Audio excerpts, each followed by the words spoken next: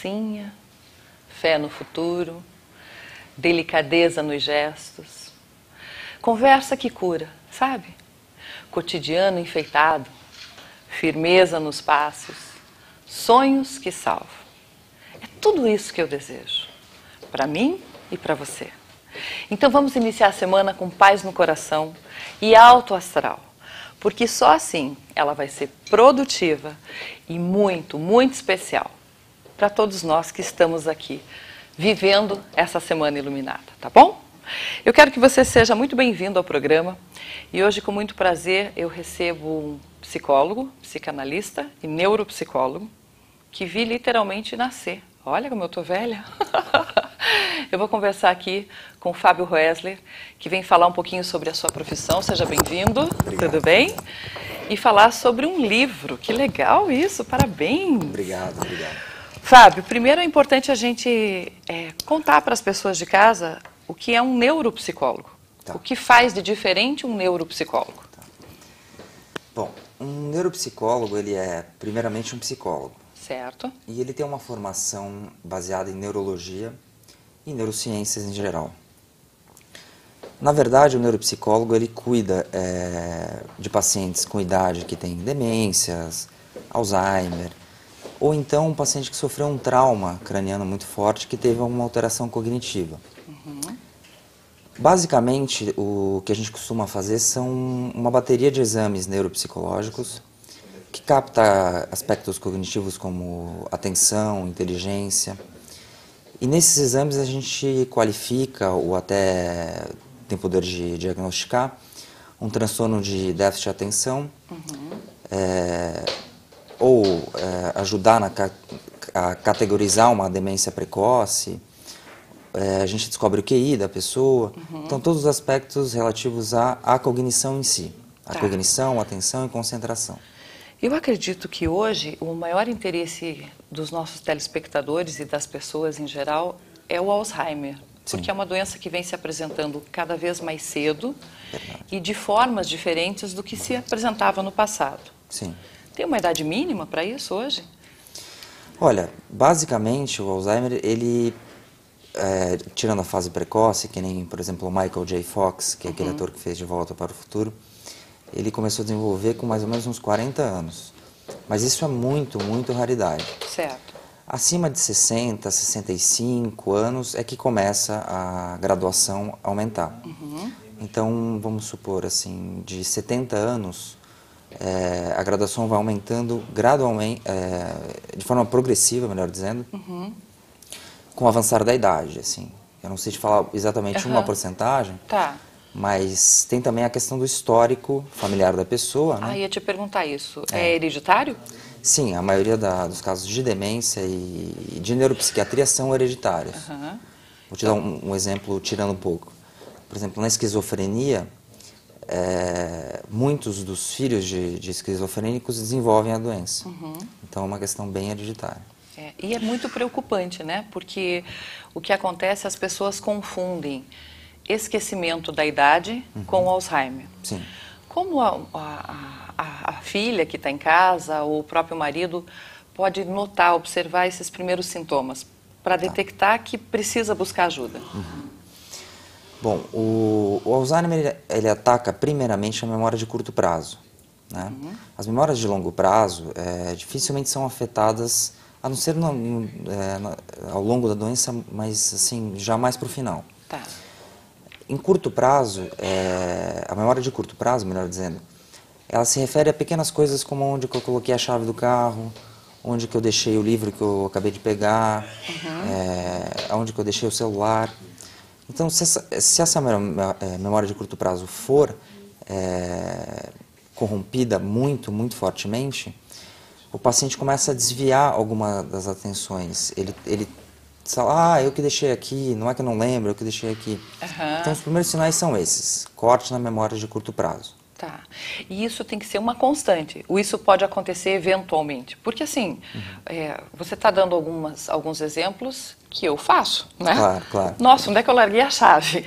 Então, como que eu sei se isso é normal ou se realmente é uma patologia? Está mostrando características da patologia? Bom, primeiro é a questão cotidiana desse esquecimento. Então não é 1 ou 2 dias da semana que você vai esquecer isso. Entendi. E aí, gradualmente, ele vai aumentando. Então, por exemplo, uma coisa muito notável no Alzheimer ou em qualquer outra demência é que as pessoas esquecem, pessoas que conheceram no mesmo dia, ou que conheceram ontem, anteontem. Então, esse tipo de avaliação pode ser feita pelos filhos, né? É um outro sinal que a pessoa não está bem, Sim. né? Tem tratamento Alzheimer? Alzheimer tem tratamento, mas ele não tem cura, né? Ele é tratado basicamente com farmacologia e alguns pacientes também se utilizam de reabilitação neuropsicológica, que é uma espécie de psicoterapia tentando evitar a progressão rápida da doença. Entendi. Inevitavelmente ela vai progredir, mas a gente pode segurar um pouco. Pode retardar um pouquinho esse avanço. A gente lê muito algumas dicas assim em revistas, livros, etc. Por exemplo, escove os dentes com a outra mão que você não está habituada. Faça percursos diferentes do que você está acostumado. Dicas cotidianas para se prevenir ou evitar Alzheimer. Certo. Isso é fato ou é mito? Então, não se sabe se esse tipo de coisa realmente pode evitar o Alzheimer. É claro que algumas coisas que a memória é mais trabalhada são indicados. Por exemplo, palavras cruzadas, pessoas que têm uma capacidade cognitiva maior, pessoas que estudam mais, que leem mais. Esse tipo de comportamento não há um estudo significativo. Mas pela minha experiência, a experiência dos neurologistas com os quais eu trabalho, isso ajuda bastante. Tá. Eu já até ouvi falar em animal de estimação, que é super indicado porque, como você mesmo falou, é uma doença característica da idade. A partir de uma certa idade, os filhos saem de casa, a rotina aumenta, né? As pessoas acabam literalmente sem ter o que fazer. E já vi várias indicações de adote um animal de estimação, porque ele vai forçar você a ter novamente horários, compromissos. Também funciona? O que acontece? A questão de você adotar um animal de estimação tem muito a ver com a questão dos sintomas depressivos. Então você deu o exemplo dos filhos que saem de casa, o casal que fica sozinho, né? Por exemplo, teve 4 filhos, os 4 saíram. E aí os sintomas depressivos às vezes eles se confundem com alterações neurológicas devidas a alguma demência. Então, por exemplo, alguns esquecimentos, alguma falha cognitiva também está relacionada à depressão. Mas exclusivamente com relação ao Alzheimer, um animal de estimação não ajudaria muito. Não ajudaria. Não. É por isso que eu te pergunto, tá vendo? Porque é importante a gente saber o que é verdade, né? E o que é mito. Que vai fazer bem pro coração, vai. Ah, vai. Isso com certeza. Não é? Olha, gente, eu estou conversando aqui com o psicólogo, psicanalista e neuropsicólogo, Fábio Roesler. E antes de eu chamar o intervalo, vamos esclarecer as diferenças de um psicólogo para um psicanalista e para um neuropsicólogo? Bom, o neuropsicólogo, então, é aquele que faz essas baterias de exames, que, como eu falei, ele trata de aspectos cognitivos. Então você pensa num psicólogo, por exemplo, ele trata de emoções, comportamentos, afetos, sentimentos. O neuropsicólogo ele só trata da parte cognitiva, de inteligência, atenção, memória, concentração. Certo. O psicólogo trata desses que eu falei, e para ele ser psicólogo ele precisa cursar uma faculdade, que geralmente demora 5 anos, a não ser que seja integral, que daí dura 4 anos. E para ser psicanalista, é um pouco engraçado isso, mas não existe faculdade, né, de psicanálise. Existem alguns cursos de formação. Mas você, por exemplo, ou qualquer outra pessoa que tem um curso superior, você pode virar uma psicanalista. Mesmo sem ter feito psicologia? Mesmo sem ter feito psicologia. Não creio nisso. É verdade. A grande maioria dos psicanalistas ou são psiquiatras, que depois tiveram uma formação em psicanálise, ou psicólogos que depois fizeram a formação. Entendi. Eu fiz a minha formação basicamente na linha lacaniana, de Jacques Lacan, que foi um psicanalista francês que morreu no começo dos anos 80. Então, e na Escola Brasileira de Psicanálise, que é voltada a esse lado lacaniano. Certo. Existem outros, por exemplo, Freud em si, Melanie Klein e outras formações psicanalíticas, mas basicamente as diferenças são essas. E essa tua é como Freud, divã, a pessoa senta, fala, ou não? Sim, basicamente é isso. Não que a pessoa vá literalmente deitar no divã, mas eu tenho divã na minha sala e é muito parecido com o que Freud fazia. Qual é a diferença dele para o Lacan? Bom, o Lacan ele mistura muito a filosofia, linguística, e ele trabalha mais com o discurso do paciente do que com aquela questão do passado, da infância, literalmente dita. Não que ele não volte a isso, ele volta. Mas é muito mais pautado no discurso do paciente.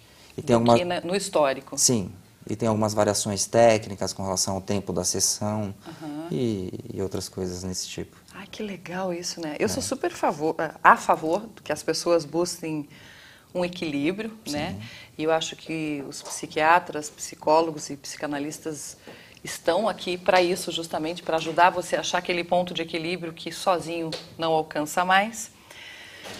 Mas, infelizmente, não adianta eu recomendar o Fábio para vocês, porque ele trabalha em São Paulo. Então, não adianta eu passar contatos e endereço da clínica, etc., porque a nossa ideia aqui hoje foi falar um pouquinho sobre o trabalho de neuropsicologia e no próximo bloco a gente vai falar um pouquinho sobre um livro, porque além de exercer todas essas funções que já citamos, ele lançou um livro. Brincadeira, hein? Intervalo, rapidinho, para você tomar sua água ou seu café e eu já volto com o Fábio Roesler.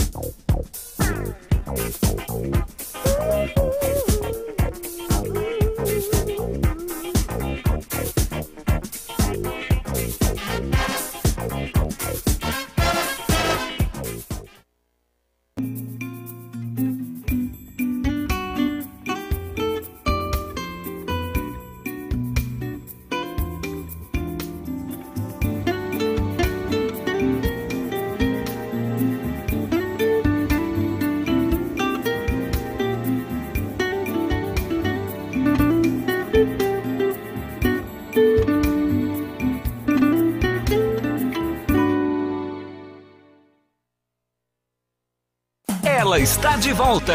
Clube do Pé Magazine. Clube do Pé Magazine. Agora em 2 endereços. Na Vicente Machado, números 532 e 350. A maior variedade em calçados e artigos esportivos. E o melhor atendimento da cidade. Clube do Pé Magazine. Clube do Pé Magazine. Clube do Pé. Clube do Pé Magazine. 2 lojas na avenida. Números 532 e 350. Clube do Pé Magazine. Alegria para seus pés. Clube do Pé Magazine. A revista Fabiana por Elas apresenta um novo formato que se assemelha às revistas nacionais do mesmo segmento.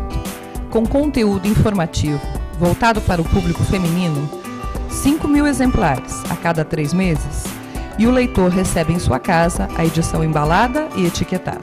Se você busca um anúncio de qualidade que atinja seu público-alvo, ligue para o telefone 9941-9150 e obtenha maiores informações.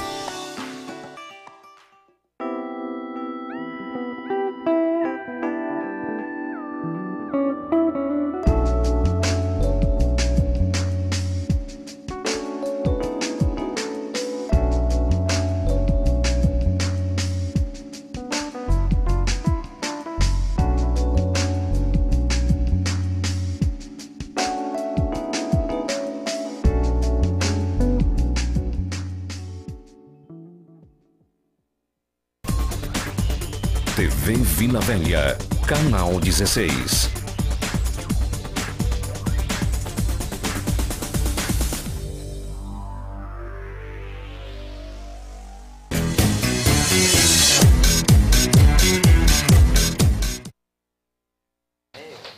Podemos sim. Ó, estamos retornando com o bate-papo aqui com o Fábio Roesler. Fábio, eu dei uma mancada terrível aqui, sabia? Qual? Porque eu falei que não ia passar os seus contatos e os seus telefones e esqueci que esse programa vai para o site depois. Que bom. Que tem pessoas de todos os estados, de todas as cidades que assistem, né? Então a gente pode passar telefone de contato? Claro, pode passar. Vamos lá, 011, porque é São Paulo. 011, o da clínica é 3845-6325 3845-6325. Isso. Meu celular é 011, né? 96450-1209. Tá. E o meu e-mail é né, de Fábio Roesler, né? 1945, 1945, né? @hotmail.com. Tá. Conseguiu pegar, Cami, para anotar tudo aí? Celular 011 9645 01209. O telefone da clínica 011 3845-6325. 6325, fica em São Paulo, capital. São Paulo, capital. Tá. Aonde é a clínica agora? Fica ali perto, fica em Pinheiros, ali perto do Shopping Eldorado. Tá, em Pinheiros. Hoje vocês têm quantos especialistas na clínica? Hoje são, bom, de psicólogo, neuropsicólogo só eu, não deixo entrar mais ninguém lá, né? Tá. Também tem a doutora Célia, que é Roesler, que é a diretora clínica. Tem o doutor Eduardo Davi, que é outro neurologista. Tem a doutora Raquel, que é uma outra. A gente tem nutricionista também, 2 fonoaudiólogas. Nós fazemos mapeamento cerebral, eletroencefalograma, otoneuromiografia. O que mais? Audiometria. E a clínica chama-se? Clínica de Cefaleia e Neurologia, Dr. Edgar Rafaeli Júnior. Tá. Depois a gente coloca aí todos os caracteres, né? Tudo bem? Tá. Agora vamos falar do livro? Vamos sim. Por que um livro? Da onde essa ideia? Então, na verdade, o Dr. Taki Cordaz, que é um dos maiores psiquiatras do Brasil, né? Ele é diretor do Ambulim, que é um ambulatório de pesquisa e tratamento de transtornos alimentares do Instituto de Psiquiatria do Hospital das Clínicas da USP. Certo. Eu conheço ele faz bastante tempo, já fui até paciente dele. E num jantar desses de médico e psicólogo, ele falou que estava escrevendo um livro que misturava literatura com psiquiatria, psicologia e psicanálise.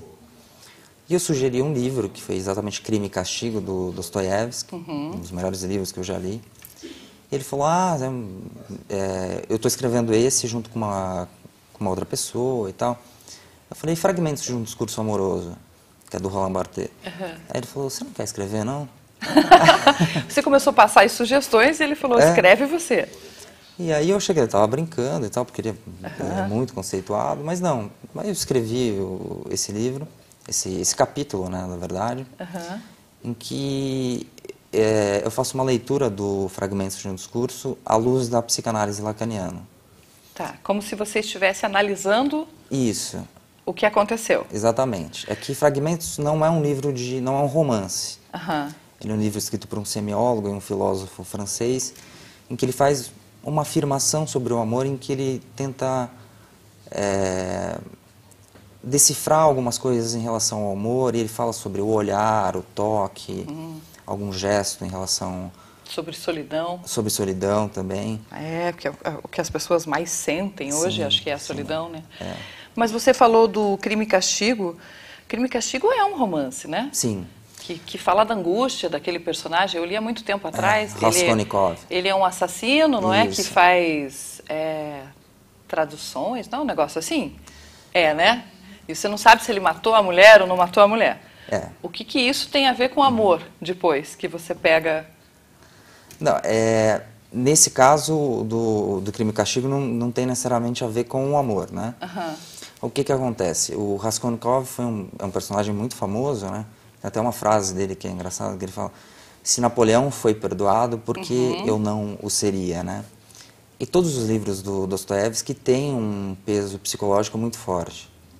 Tá. E nesse caso, o Taki e mais uma outra autora, eles fazem uma digressão psicológica do Raskolnikov, uma possível patologia que ele teria. Tem também, trocando de livro, o Tristifídio de Policarpo Quaresma também. E tem outros em que eles fazem uma análise mesmo dos personagens. Entendi. Que eu acho mais interessante, assim, para o público leigo entender. É isso que eu ia te perguntar. É um livro que qualquer pessoa lê e entende, ou tem que ter um pouquinho de noção de filosofia, de psicologia? Não. Não? Ele é um livro para leigos. Não é um livro feito para médicos, claro, eles podem comprar, mas é um livro para leigos, né? Que gostam de literatura, que gostam de ler. E às vezes o que acontece, você lê um livro e um personagem do livro faz com que você se identifique com ele, em aspectos variados. E de repente você se questiona, nossa, eu acho que sou muito parecido, será que eu tenho alguma patologia, será que eu tenho alguma coisa?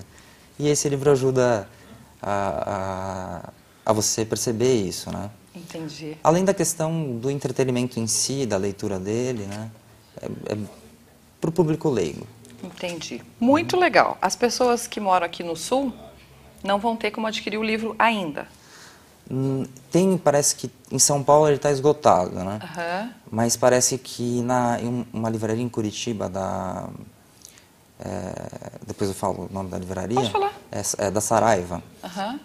Parece que tem, parece não, lá tem, e eu não sei de outros locais que tenham, né? Eu acredito que não tenha chegado aqui ainda, porque foi lançado recentemente, né? É super novinho, né? É super novinho. Ai, que legal, gente. Mas você pode até solicitar para o Fábio, né?